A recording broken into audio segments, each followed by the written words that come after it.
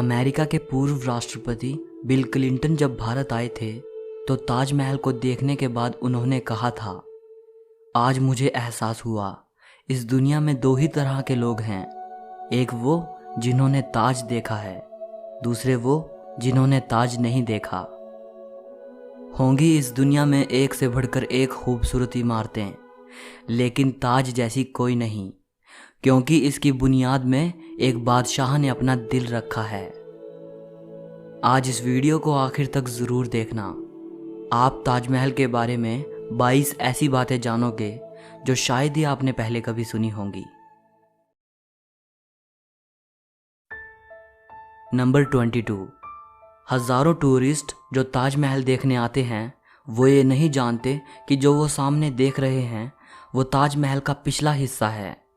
दरअसल जो शाही दरवाज़ा है वो नदी के किनारे दूसरी तरफ है।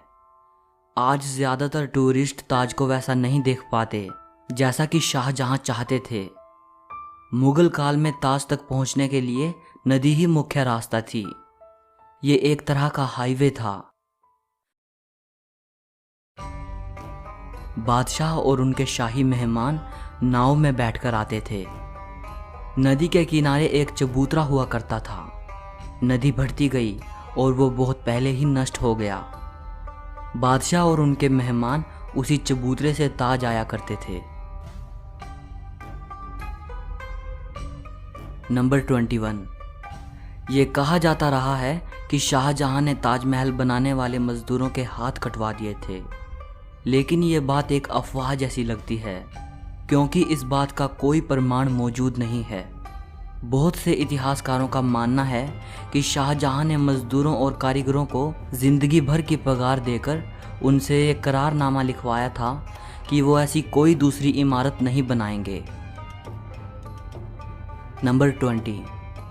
ताजमहल की जो 4 मीनारें हैं ये बिल्कुल सीधी नहीं खड़ी हैं, बल्कि चारों बाहर की ओर हल्की झुकी हुई हैं और इन्हें ऐसा ही बनाया गया था ताकि भूकंप जैसी आपदा आने पर अगर ये गिरे भी तो बाहर की ओर गिरें और मुख्य मकबरे को कोई नुकसान ना पहुंचे। नंबर 19। कुतुब मीनार भारत की सबसे ऊंची मीनार है, लेकिन शायद आपको जानकर हैरानी हो, ताजमहल की ऊंचाई कुतुब मीनार से भी ज़्यादा है।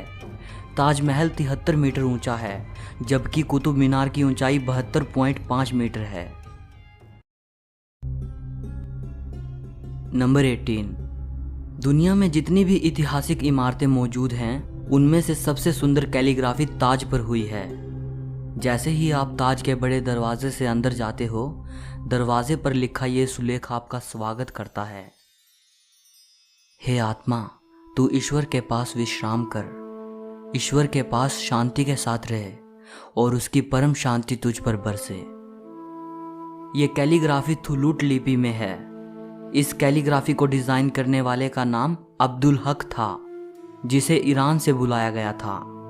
शाहजहां ने उसकी चकाचौंध कर देने वाली कला को देखते हुए उसे अमानत खान नाम दिया, उपाधि के तौर पर। नंबर 17। जिस वक्त शाहजहां बादशाह बने वो मुग़ल सल्तनत का सबसे सुनहरा दौर था, या यूं कहें शाहजहां का ज़माना मुग़ल हुकूमत की बसंत जैसा था। चारों तरफ अमन और खुशहाली थी। प्रजा के लिए बादशाह का हुक्म ही सबसे ऊंचा होता था। शाहजहां की बादशाहत में लड़ाइयाँ नहीं होती थी। वो ज़बरदस्त शान शौकत ऐशो इशरत का दौर था। बादशाह को बड़ी बड़ी इमारतें बनवाने का शौक़ था। उन्होंने मुग़ल वास्तुकला के साथ भारत के प्राचीन इतिहास को मिला दिया था। नंबर 16। ऐसी भव्य इमारत दुनिया ने पहले कभी नहीं देखी थी। इसके लिए सफ़ेद संगमरमर राजस्थान के मकराना से लाया गया था। जेड और क्रिस्टल चाइना से मंगवाया गया था। लैपिस लाजुली अफ़गानिस्तान से आया था। टर्कोइस तिब्बत से, जैस्पर पंजाब से, सैफ़ायर श्रीलंका से और कार्नेलियन अरब से आया था। कुल मिलाकर ऐसे ही 28 किस्म के बेशकीमती रत्नों को सफ़ेद संगमरमर में जड़ा गया था। इन सब चीज़ों को विदेश से आगरा लाने के लिए 1000 से भी ज़्यादा हाथी इस्तेमाल किए गए थे। नंबर 15। ताजमहल आज से करीब 400 साल पहले 1631 में बनना शुरू हुआ था और ये 22 साल बाद 1653 में पूरा हुआ। इसका निर्माण 20,000 कारीगरों और मजदूरों ने किया था। वास्तुकला का इससे शानदार नमूना दुनिया में दूसरा कोई भी नहीं। ताजमहल के निर्माण के लिए हर चीज़ को हीरे की तरह परख कर चुना गया था। ताजमहल की दीवारों पर जो नक्काशी है, इसकी तकनीक इटली के कारीगरों से सीखी गई थी। उज़्बेकिस्तान के बुखारा से संगमरमर को तराशने वाले कारीगर बुलाए गए थे। ईरान से संगमरमर पर कैलीग्राफी करने वाले कारीगर आए थे और पत्थर को तराशने के लिए बलूचिस्तान के कारीगरों को बुलाया गया था। नंबर 14। 1857 की क्रांति के दौरान अंग्रेज़ों ने ताज को काफ़ी नुकसान पहुंचाया। उन्होंने लैपिस लाज़ुली जैसे कई बेशकीमती रत्नों को ताजमहल की दीवारों से खोदकर निकाल लिया था। नंबर 13। ताजमहल के मुख्य गुंबद का जो कलश है, किसी ज़माने में वो सोने का हुआ करता था। 19वीं सदी की शुरुआत में सोने के कलश को बदलकर कांसे का कलश लगा दिया गया। नंबर 12। दावे के साथ नहीं कहा जा सकता कि ताजमहल को किसने डिज़ाइन किया था, लेकिन यह कहा जाता है कि 37 लोगों की एक टीम ने मिलकर ताजमहल का नक्शा तैयार किया था। ये 37 वास्तुकार दुनिया के दूर दूर के कोनों से बुलाए गए थे। नंबर 11। ताजमहल की नींव बनाते समय ताज के चारों ओर बहुत से कुएं खोदे गए। इन कुओं में ईंट पत्थर के साथ साथ आबनूस और महोगनी की लकड़ियों के लट्ठे डाले गए। ये कुएं ताज की नींव को मजबूत बनाते हैं। आबनूस और महोगनी की लकड़ियों में ये खासियत होती है कि इन्हें जितनी नमी मिलती रहेगी, ये उतनी ही फौलादी और मजबूत रहेंगी। और इन लकड़ियों को नमी ताज के पास बहने वाली यमुना नदी के पानी से मिलती है। यमुना के पानी का स्तर हर साल घट रहा है और लकड़ियों में नमी की कमी आ गई है। यही वजह है कि सन 2010 में ताज में दरारें देखी गई। नंबर 10। 1653 में जब ताज बनकर तैयार हुआ था, उस समय इसके निर्माण की कीमत करोड़ों में आंकी गई थी। उसी हिसाब से अगर आज ताज बनवाया जाए तो इसे बनाने में कम से कम 57 अरब 60 करोड़ रुपए लगेंगे। नंबर 9। 1989 में एक भारतीय लेखक P.N. ओक ने एक किताब लिखी थी जिसका नाम था ताजमहल द ट्रू स्टोरी। इस किताब में उन्होंने कई तर्कों के साथ ये दावा किया था कि ताजमहल मकबरा बनने से पहले एक शिव मंदिर था और इसका नाम तेजो महाल्या था। सन 2000 में P.N. ओक ने अपनी बात को सिद्ध करने के लिए ताज की साइट खोदने के लिए सुप्रीम कोर्ट को अर्जी दी थी, जिसे सुप्रीम कोर्ट ने रद्द कर दिया। आर्कियोलॉजिकल सर्वे ऑफ इंडिया के मुताबिक ताजमहल कभी एक शिव मंदिर था, इस बात के कोई सबूत नहीं हैं, बल्कि शाहजहां ने ताज को बनवाया था, इसके प्रमाण ही इतिहास के पन्नों में मिलते हैं। नंबर 8।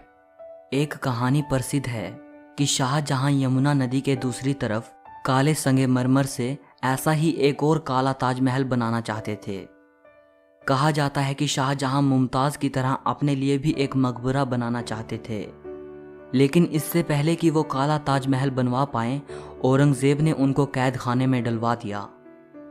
लेकिन इतिहासकार कहते हैं कि ये बाद में बनाई गई मनगढ़ंत कहानियां हैं। जिस जगह शाहजहां के काला ताज बनवाने की बात कही जाती है, वहां कई बार खुदाई की जा चुकी है, लेकिन ऐसा कोई सबूत नहीं मिला जिससे ये पता चले कि शाहजहां काला ताज बनवाना चाहते थे। नंबर 7। ताजमहल का डिज़ाइन हुमायूं के मकबरे से प्रेरित दिखता है। हुमायूं शाहजहां के परदादा थे। उनका ये मकबरा हिंदुस्तान में आगे बनने वाली कई मुगल इमारतों के लिए प्रेरणा बना। नंबर 6। दूसरे विश्व युद्ध में सरकार ने मकबरे के चारों ओर बांस का घेरा बनाकर सुरक्षा कवच तैयार कराया था, जिससे कि हवाई बमबाजों को भ्रमित किया जा सके और ये जर्मन और जापानी हवाई हमलों से सुरक्षा प्रदान कर पाए। 1965 और 1971 के भारत पाकिस्तान युद्ध के समय भी यही किया गया था। नंबर 5। कई देशों में ताजमहल की नकल पर बनी इमारतें मौजूद हैं, जैसे चीन, बांग्लादेश और कोलंबिया में। और ऐसी एक इमारत भारत में भी मौजूद है, बीबी का मकबरा। ये इमारत महाराष्ट्र के औरंगाबाद में है। इसे मुगल बादशाह आजम शाह ने अपनी मां दिलरस बानो बेगम की याद में 17वीं सदी के आखिर में बनवाया था। इसे ताजमहल की तर्ज पे बनवाया गया था। इस मकबरे का गुंबद ताजमहल के गुंबद से छोटा है और इसका सिर्फ गुंबद ही संगमरमर का है, बाकी निर्माण प्लास्टर से किया गया है। नंबर 4, ताजमहल की सबसे ज़्यादा लोकप्रियता इसके निर्माण से जुड़ी अद्भुत प्रेम कहानी की वजह से है। बादशाह शाहजहां ने अपनी बेगम मुमताज़ महल की याद में इस इमारत को बनवाया था। मुमताज़ का असली नाम अर्जुमंद बानो बेगम था। शाहजहां ने उन्हें मुमताज़ महल नाम दिया, यानी महल का सबसे अनमोल रत्न। महज 38 साल की उम्र में अपनी 14वीं संतान को जन्म देते वक्त मुमताज़ की मृत्यु हो गई। उस वक्त वो बुरहानपुर में थी। अपनी प्रिय बेगम की मृत्यु से बादशाह बेहद दुखी हुए, जैसे उनकी जिंदगी ही तबाह हो गई। और आखिर उनकी याद में शाहजहां ने ताज को बनवाने का फरमान जारी किया। नंबर 3, पहले मुमताज़ को बुरहानपुर में ही दफनाया गया। इसके बाद शाहजहां ने ताज को बनवाना शुरू किया। तब बुरहानपुर से मुमताज़ के शव को निकालकर जहां ताजमहल बन रहा था उसके पास एक बगीचे में दफनाया गया। ताजमहल को तैयार होने में 22 साल लगे। तब तक मुमताज़ का शव बगीचे में बनाई गई कब्र में ही दफन रहा। बाद में उसे ताजमहल के अंदर मुख्य गुंबद के नीचे दफनाया गया। नंबर 2, शाहजहां का सारा ध्यान ताज को एक खूबसूरत रूप देने में लगा रहा। इसी बीच शाहजहां के ही बेटे औरंगजेब ने आगरा पर हमला कर अपने पिता को कैद कर लिया। शाहजहां से पूछा गया कि वो क्या चाहते हैं, तो उन्होंने कहा कि उनको ऐसी जगह पर कैदी बनाकर रखा जाए जहां से वो सीधे ताज को देख पाएं, और उनकी ये ख्वाहिश पूरी कर दी गई। कैद में रहते हुए भी शाहजहां हर वक्त ताज को देखते रहते, और वहीं उन्होंने अपनी जिंदगी की आखिरी सांस ली। मृत्यु के बाद उन्हें मुमताज़ के साथ ही ताजमहल में दफनाया गया। एक हारे थके बादशाह को भी अगर किसी ने गिरने नहीं दिया तो वो मुमताज़ के लिए उनका बेपनाह प्यार ही था। जिस लगन से प्यार की ये अनोखी निशानी बनकर तैयार हुई, उसकी मिसाल आज पूरी दुनिया के सामने है। नंबर 1, कवि रविंद्रनाथ टैगोर ने ताजमहल के बारे में लिखा है, वक्त के गाल पर एक आंसू, हमेशा हमेशा के लिए।